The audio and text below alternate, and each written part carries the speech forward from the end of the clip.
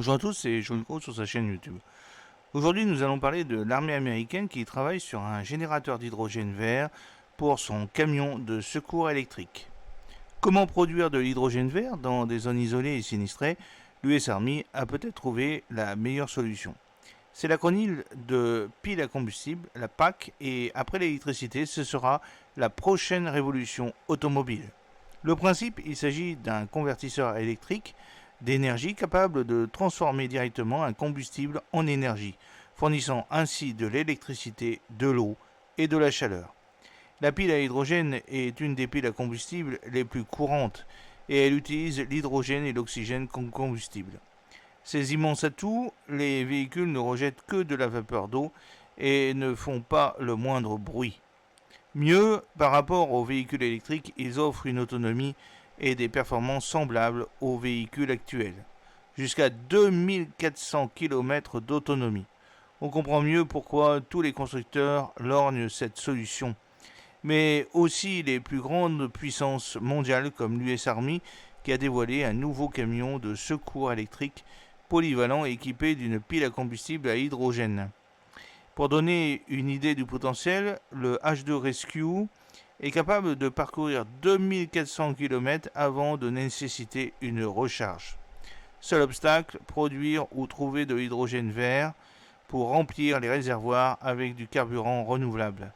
Justement, la défense américaine travaille en parallèle sur une petite machine d'électrolyse solaire mobile, une sorte de remorque facile à transporter et à connecter au camion. Voici le type de station mobile capable de produire de l'hydrogène vert que vous pouvez voir dans cette vidéo.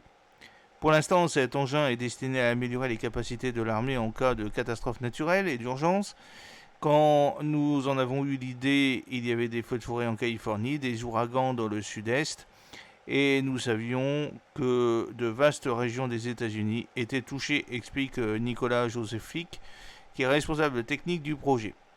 Alors c'est pour des zones sinistrées, encore en phase de prototype, le camion n'est pas uniquement écologique puisqu'il peut servir de générateur avec ses 176 kg d'hydrogène à 700 bars. Ainsi, l'armée américaine évoque un parcours de 290 km vers une zone d'urgence où le camion pourra fournir de l'électricité, du chauffage, de l'eau à 15 foyers pendant 3 jours. Il peut également servir de centre de commande mobile. L'eau produite entre 700 et 1400 litres par réservoir d'hydrogène pourrait être purifiée pour la consommation humaine. Au final, c'est bel et bien le coût de l'hydrogène vert qui reste un obstacle.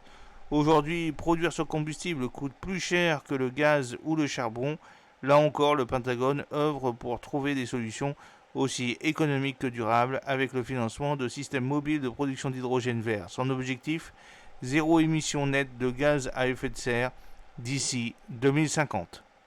J'espère que cette petite vidéo vous a plu. N'oubliez pas de cliquer sur le pouce pour la promouvoir, de vous abonner si ce n'est pas encore fait et de partager cette vidéo sur vos réseaux sociaux. A très bientôt, fidèlement, Jean-Luc Roux.